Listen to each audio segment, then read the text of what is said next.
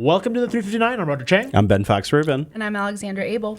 The Google Home Hub reviews are out, and our own Andrew Gebhardt is really liking this smart display. It works well as a photo frame, a smart home control panel, a digital assistant, and surprisingly blends well into your home. Ben, you're the smart display guy. I write about them sometimes. You write about it or something. I'm a guy. So you're a guy. So tell me about it. Like, how does this stack up against the Echo Show? If you're really into watching YouTube videos, which granted, like you're probably going to be like standing up in front of the kitchen counter watching them, but still, if you want to watch YouTube videos, this is probably better for that.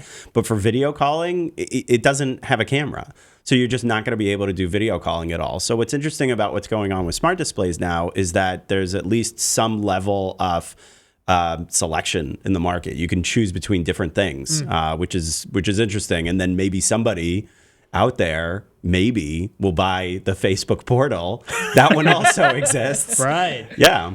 Well, and Alexandra, you told me you're an Echo person. You've got a whole bunch of those devices. Is the Google Home Hub enough to make you, I guess, jump ecosystems? Yeah, so I'm obsessed with all of the Amazon Echo devices. I'm obsessed with Amazon, like, in totality. But but I really like the Home Hub because it doesn't have a camera, and that's a plus for you. It is, and I have an Echo Spot, and I really like it. But the camera is weird, and I feel like it takes up a lot of real estate, and so I feel like the fact that this is so small and it can just really like blend into my kitchen is like very exciting to me. Is that where you'd put it, the kitchen? Because they kept positioning it as like a nightstand accessory as well. That's what I would use it for, because then I could just ask Google like for tasty recipes or something like that, and I wouldn't have to worry about like accidentally getting like ugly selfie camera. You know, that's always like something that happens. That's a valid concern. The Echo Spot, though, is marketed as a nightstand thing. So, like, Amazon is very directly telling people... With a camera. They're telling people, like, hey, it's fine. Put the camera in your bedroom. It's not going to be a problem. Well, and so that's their posture. This is what you get when Amazon hasn't had to deal with the privacy issues that, its other tech brethren have had to deal with. Absolutely. So. All right. So, the Razer Phone 2, somehow it exists. Why? I feel like I just don't understand, because every phone is now built for gaming. So what's the point of them spending resources? Is that true, though? Like every new phone, look at the XS Max or the XS, or even last week when Bridget had the hands-on with the XR. Like, I feel like all the new phones are built to play video games. Right. So there's like no point. Well, you've got the Pixel 3 XL. Yes, you've got the Galaxy Note 9. I mean, there are tons of these big phones that all play video games, that all talk about it. Obviously, this one is, they tout this one as more optimized for games, better screen refresh rate, which is relatively unique in the industry. This new phone, the Razer Phone 2, creatively named, adds IP67, water resistance, wireless charging, and a brighter 120 hertz screen. Yeah, I feel like it's not enough especially at the price where it's kind of at the iPhone XR level. It's a little expensive for a one-use type device. And I've also seen people are having trouble just testing it. Like last week, I saw that the screen was all jumpy and you couldn't touch on it. So it's like, spend your resources on making a better gaming tablet or even just a better gaming PC. Isn't that what Razer's known for? Shouldn't that what? Yeah, they're just trying to branch out. All right. Lastly, want to call out our new series, Crossing the Broadband Divide. This is a look at the challenges of connecting everyone in America. We focus on America, but really this is a global problem of connecting everyone to the internet. And you would assume, in a time when we're talking about 5G and connecting everyone to blazing fast speeds, there are lots of pockets of America that still don't get access. Our own Char Tipkin went back to her home state of Iowa to get sort of an in-depth look into this problem. And this series will be running the entire week, so definitely check it out. For our full coverage, follow us on CNET. I'm Roger Chang. I'm Ben Fox Rubin. I'm Alexandra Abel. Thanks for listening.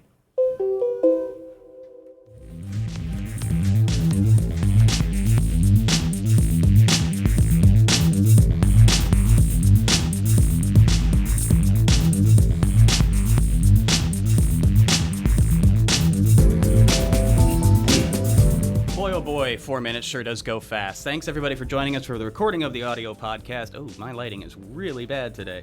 I'll work on that. It's a little harsh. Because no one's here to see me. You look good. You look like a vampire. A little bit. It really kind of depends on the day of the week and my mood. Anyways, now it's time for you out there in the chat to send in your questions and comments about everything we talked about today. I'm interested to hear more about the rural area internet Yes. project, just because that's where I come from. Nowheresville, upstate New York, real upstate, western New York, if you will, please. But until Wait, then, the Bronx isn't upstate? It's upstate. touche. Until then, let's talk a little bit about the Google Home Hub. There's definitely some criticism coming out on this one. Emily's going on a tirade. Seems like that'd be more useful and can be picked up and carried around. Has a camera, no good speakers, just like the Google Home. It feels like that this thing is completely pointless. Why not just put a tablet on a stand? So what really is the sell point? What's going to get somebody to invest in this very, very single-use device? I wouldn't call it a single-use device. I think specifically the idea with a smart display, just like with any smart speaker, is that you're getting the voice assistant. And if the voice assistant is something that is useful in your life and you like the idea of having a voice assistant, you want to, like, while you're washing your dishes, play music and not have to, like, go and fumble with your phone or whatever, then that's why, like, millions of people have purchased these types of things. Right. So the idea of adding a smart display is that it's called multimodal. Now you can, sorry, I knew that was going to happen. I just threw But up a little. anyway, so you can use voice and you can also tap and touch and you can Right. see the visuals. So maybe that'll help with voice shopping. Maybe that'll help you just see the weather more clearly or just, like, go through news headlines. But I understand the idea with these products. I don't know that a lot of people are buying them though. So I'm explaining all these uses, but I don't know a lot of people that have them in their homes. I mean, I think the two examples that I saw at the Google event was like the step-by-step cooking directions on video, like being able to like call out to your tablet, like, all right, I'm ready with this next step, and then having either to gathering the ingredients or like the step-by-step instructions. That was useful. Also, the idea that this also double as a digital picture frame, which those things kind of died out really quickly. Not only Remember that, those? but you could get one for cheaper than $150. Yeah. So now that I'm a dad, I'm like a sentimental sap, and I like seeing my kids' photos pop up Don't everywhere. start crying. Don't start crying. I know. I was about to tear up a little. Oh my God. I'm starting to tear But up. the idea of seeing my kid pop up on like a random part of the kitchen is kind of appealing to me. But I think that, I mean, Emily was saying, why don't you just put a tablet on a stand? Like, Right. you can if you You have can, a tablet. I do have a tablet, Yeah. and I have a stand actually. Yeah. Yeah, but does it have voice? Like, would you be able? I know the Amazon tablets have Well, voice. I mean, I have Siri, but it's Yeah. not great. That's what I have too. But I mean, I think it's about like the future of it. You know, when I first got my Dot, I didn't think I was going to use it as much as I did, and and especially the Spot now. I really didn't think I was going to use it. I got it as a present, and I was like, whatever, I'll just set it up. And now it's like it's in my everyday life. So I think it's just more about like integrating it. I think there's definitely a level of comfort that needs to be developed with these products. Just like the original Echo speaker and all that was kind of like a novelty, and it got to the point where it was widely accepted. And I think that's where we are now with these smart displays. We're kind of like, what do we need this for? yeah, I would agree and with also, that. the $160. I mean, it's cheaper than a tablet. That's the thing. Like, if you don't have a tablet and you start from scratch, this is an okay option. This is a viable option there. It is, but Right? Like, it's stuck in your house. It's a definitely cheaper option than like buying a full blown tablet and a stand, right? Because the tablet will run you $500. However, for people that are really used to mobile devices, whether it's a tablet or a phone, a lot of these smart home things, they only work if they're plugged in all the time. So you can't take them with you. And the only way that like any of these voice assistants work is if you buy multiple different stuff, which I guess is really good for the tech companies. Yeah. So like if I want Amazon's voice assistant in my car, I have to buy an additional thing for that. Yeah. If I want it in the kitchen, I got to buy another one for that. So yeah, they're upselling. Google Home Hub is an extension of if you already have like a Google Smart Home. You know, if you already have the Mini and you have everything else, it's just like one more thing to make it just your entire smart house like seamless. That's the thing. Like, if my question is for folks who are like committed to Amazon or Google, like whether or not any of these products are going to convince them to switch. Like, if you've already invested in like 4 or 5 Amazon products, will you go to the Google Home Hub or the Home Mini? Or I'm intrigued by it. I mean, if it was like on sale or somebody gave it to me as a present, like I would definitely play around with it. I like Alexa and I'm used to Alexa, but I think that were I in a situation with the Google Home Hub, I would definitely Alexandra, we're not allowed to use that word here. Yeah, What? that's like Yeah. a swear jar. Don't say we don't Amazon. Use the A word here. I've been like It calls our readers actually. I've been complain about like that. really trying every single time I'm about That to say it. I'm like Amazon assistant. Amazon's voice assistant. Yeah. Oh my god. Yeah. I didn't even think about that. No, that's all right. fine. Yeah. I've been. That's it. Like I Brian has I reminded told me that to so my many wife, times. And she actually went like, "Really? There are enough viewers that complain about there are viewers for the show." Was actually her The response. viewers that watch the show all Here, let's use see. voice Let's see if it's on assistants. Twitter. I may have triggered some people on Twitter. No. So. See, that's they're it. used to it. That's proof that the entire smart home hub thing has really become ingrained in the ecosystem, at least in our little niche audience here. Oh, yeah. I mean, maybe it's not far and wide and showing up in your granddad's place, but it's so normal now that you do have to be careful. Like, I feel really bad for anybody whose actual name is that. Oh yeah. Yeah. All right. Well, yeah. I used to go by Alexa when I was younger. I'm glad. you just did. Sorry, Oh, I'm sorry, oh, I'm God. sorry. How could you? $3 It's in the a jar. carrot. We're going to buy a pizza today if we keep this up. Nice. All right, next question is coming. Well, it's really more of a comment, but it kind of bridges off what we were just talking about with people and their loyalty. Timothy Dew says, pre-ordered my home hub, can't wait to use it with my Hello Nest. Now, that's definitely a good point to bring up, is like that ecosystem being completely ingrained in it and wanting all of your stuff to work together seamlessly. Timothy also goes on to ask, can the Google Hub connect to an external battery pack? Oh, interesting. Maybe. No, we haven't heard anything Yeah. about that being developed. I've natively by Google, I've but heard of a lot of people hacking this stuff. I mean, to make it portable. Yeah. Why would you do that? I mean, why It's would you because want to do that? It's because people You gonna like take it out to the beach? when you're talking about smart home stuff, a lot of the really forward-reaching folks are Yeah. basically in the maker community. Yeah, so yeah, they yeah. want to take this thing and then do whatever it is that they want to do with it. So I can imagine that you could connect it to an external battery. I'm not saying it would be easy. Yeah, I mean, it uses a USB port. I mean, you could just plug into a. Can you? I don't know. there's enough generic ones out there that are USB or even AC that you could probably tap I into. think Is it a it- USB I mean, port in the No, back? it depends on the adapter that they include with the Right. the device. Because if it's not that significant, I guess you could swap it out with the. I don't know. And then take it with you like a boombox. But it doesn't come off. Are you going to say anything us? Is that what you're going to do, Ben? I will. Standing I outside will. Google Home Hub. Listen, Just But up like on his this, arm. right? You gotta hold this tight. Little Yeah. my fault. It's my fault. But the audio's not great. So even if you stood outside, we wouldn't be able to hear it. Hold on. The audio is not great compared to what though? It's all relative. It's like not if you're great going to compared to compare the show. if you're gonna Or the that's JBL. interesting. Okay. Yeah. All right. So you're gonna The at other least you're gonna smart compare it to displays- other smart Other displays. smart displays on the market have superior audio. Right. Because I definitely hear, like, for instance, with the Echo, a lot of folks complain that it's tinny, especially the Dot and whatever. I'm like, okay, well, what are you comparing it to? Are you Right. comparing it to a Bose or a No, Sonos? no, I'm not Because, trying like- to be like that. Okay. I mean, All it's the right, I'm trying size to of be a hockey puck. Thank you. Basic physics. The speaker's not going to be great in it. It's Right. designed to feed something else. That's right.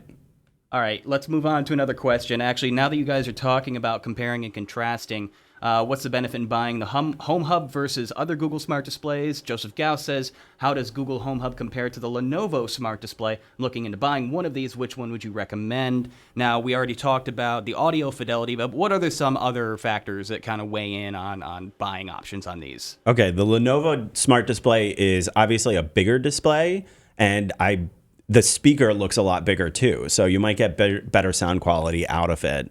It's also more expensive. I think it's at least $100. It might be a little bit less than $100 more than the Google one. And also, if you have any interest whatsoever in video calling, the Lenovo one has a camera, whereas the Home Hub does not. So you would save a little bit of money. The Lenovo one does have a physical shutter, though, right? Correct. Yeah, so that's kind of nice. If you kind of want that camera for specific uses, but you don't want it on all the time, it's kind of nice to have that physical shutter. Yeah. Yeah. Alex Mitchell's one of those guys. He says, as much as I appreciate not having a camera, I still want one for video calls when I'm cooking. Give me a camera cover. So it looks like the Home Hub's out on his wish list. Srinjoy says, can't Google just release an upgraded Chromecast with smart capabilities? That would convert televisions into smart displays, or photo frames. That would sell out fast. I do not think you're wrong on that one, Srinjoy. I think I'd be more interested in that myself, being a longtime Chromecast user. What do you guys think? I mean, you wouldn't. How many people have like a TV in their kitchen? I think I'd be more apt to invest in a cheap decent size LCD TV and mount it on the wall next to my fridge or something and then smartify it than I am to put a little guy that's going to occupy very valuable kitchen counter space that I have in my tiny apartment. But that's me. I don't know. I don't know that you're saving that much money at that point. You're buying a TV and then you're getting a Chromecast, and I know a Chromecast isn't really that expensive. Right. And now $30. you're putting the whole system together. The idea with the smart displays is you don't have to do any of that stuff. Just give us your money, plug this in. Plus, I'm really lazy when it comes to stuff like mounting things and installation and work in general. So that seems like a lot more work than just buying the little speaker and putting it in. Although, you know what, Brian, to your point about limited kitchen counter space, I'm right there with you. That's like, that is a constant battle that I have to fight is figuring out how to put everything everywhere. Like, we've got all these. But the Google Home Hub is small. I mean, yes, it would take up valuable real estate, but I can have a toaster there. You could. a Tiny toaster. Like that would really cook small like toaster. I mean, it's kind of much it's one on cracker. par with something along the lines of a coffee maker. I mean, that's valuable space. All I'm saying. That's true. Some Space, people like real estate wise, it's pretty much the same space as a coffee maker, right? You could put it on a little shelf by an electric plug. Again, I have to if you really I have wanted to put that shelf up. Yeah, I know. No, but Goes they have back to that ones. first They problem. have ones that you can literally just like fold up. Like, just go to IKEA and you can like build layers. You know. Right. That's still effort. That sounds like that's difficult. IKEA? Why? You know, I don't know how to make it easier for you guys. Timothy Dew brings up a good point. Can you mount this thing? By the looks of it, Oh. it doesn't have any native No. mounting hardware. Yeah. But if you do put up a shelf or whatever, There's also the speaker is in the back of it. So if Yeah. you mount Oh, it yeah, too that would closely be to the wall, that's not a good idea. It could cause like a really weird like sound quality problem. So Are any smart displays like? mountable? Yeah. I don't believe I don't think so. They're No. also pretty heavy. I Yep. would kind of be a little worried about mounting Yeah. that. Yeah. I mean, if you're interested in a smart display, but think they all look kind of ugly, which is me, like wait like maybe 2 to 3 years, like a couple generations from now, I personally think they're going to look a lot more like smartphones. But right now, they're all kind of like Chunky. big and plasticky. And I know the Echo Show did a much better job in this next generation, but they're still not nearly as polished as a lot of smartphones. Yeah. And granted, that's not the most fair comparison because smartphones have been around for more than 10 years, Yep. and smart displays is like a new product. I feel like there's going to be a point where a smart display and a smartphone are going to look exactly the same, and but the which only is which? difference- I mixed them up in my And they're bag. foldable. The phone is foldable. You unfold it and unfold paste it to the yeah. wall. Or can you roll You it? mount it to the wall. Oh my God. I want the I love the rollable future. Ooh, so I- like I the have camera them. scroll everywhere. Yeah, that would be okay. awesome. Yeah, and then Yeah. you like unscroll it and like paste it to Yeah. your face. Boom, I'm Like in those VR. glasses you get it when you get like your eyes. Yo, are you listening, Samsung? I want a Yeah. foldable, Or Huawei. rollable. Huawei's working on a foldable phone now. That's, Who? Huawei? yeah, they just talked about it. LG is also working on They're all working They're all- on yeah. foldable that phones. stuff. But yeah, if we could wrap it around our faces, patenting the that'd be scroll cool. phone right now by I decree. There we go. Or it could be like Google Glass, but cooler. But not terrible. All right, Ben, be nice. We don't judge here. We're not prejudiced. All tech is beautiful at CNET. Okay. Before we wrap up this conversation, when is Apple getting into the smart display game? Great and question. Do you see Google releasing a camera version as a response next year? Okay, I can answer that second question. We actually talked to Google executives. It was Rich Brown spoke with them at the event, and they said, look, we want to test this out in the market. Yeah. And if people tell us that they would prefer a camera, we're not against doing that. They're not in like some philosophical, like they haven't boxed themselves into like, no, we're never going to have a Right, camera. As far as Apple, I would love to see them be a little bit more experimental with coming out with different product designs, but like they're really slow with doing any of Yeah. that kind of stuff. Well, you know, when you make all your money on that iPhone, you Yeah, gotta spend why all your bother? time I and mean, resources on that thing. They tried to be experimental with the AirPower, and it's been a year, and we still don't The what? have it. Good point. What? Very good point. I've already completely So, forgot about that. I mean, Apple has a formula; it works, and I don't think they're going to stray from well, it. and also look, the HomePod. I don't know. The HomePod hasn't really been that well received. So I don't know. In terms of like, I think they're trying to work on that before they get to smart displays. So I would like to see them come out with like a HomePod Mini or Ugh, totally. HomePod Micro Dot. I don't know what they're gonna call it, but They got to work on Siri too. HomePod Nano. There we go. HomePod Nano. That would be name. really cool. It's the best naming convention that Apple would have come up in years. Well, that's iPod Nano, right? That's Apple is just way behind on all this stuff. And the HomePod was just the first step, but we just talked about the Nano. They got to work on Siri. Yeah. It would be nice if they came out with a smart display, but I think you're right that it's just really far from now. Yeah. I think before they work on a smart display, they have to make Siri better. I mean, it's just I agree. absolutely awful. It's very frustrating how awful it is when you have. Oh yeah, I mean, I know, struggle the to just A-word ask. I ask Siri for the weather, and for some reason, that's like a 2-minute affair for me. Like, I finally just give up and ask. Just the wear a Amazon. coat. Yeah. The Amazon. Yeah, they just wear a coat. It's default. It's like 100 degrees outside. I'm like, well, Siri could tell me, so here we go. Yeah. So. All right, we have run out of time, but there's still great questions flowing in. Most notably, the philosophical question: has high-end smartphone market reached its plateau? Almost every high-end phone specs are the same nowadays. Attributing to Yes. Alexandra's comments about the Razer Phone too. You pick your favorites, you sit with it. Nobody shocks you anymore. Welcome to modern technology. Wait, but the foldable phone. That's That's what going to be the exciting no, again. the Roger, scroll- it doesn't scroll exist one. yet. It doesn't exist. Yeah, but it's It the will. future Right. we want. It you will. Yeah, know? just like We're hoping. the wireless power Apple, it will exist. I'll buy it when I see it. Just wait till next year. You said Well, that we say that last every year. year. Yeah, oh, It's coming. It's It's coming. It's coming. coming. You're right. Yeah. I did say I said the exact same thing last year. So, I feel like now you just buy 2019 or phones 2020. for the operating systems. Mm-hmm. Maybe not the specs, but You buy the phone because you're too lazy to switch over and rebuy all your apps. That's true. That's mean, a yeah. real pain in the butt. So yes, that's a valid thing.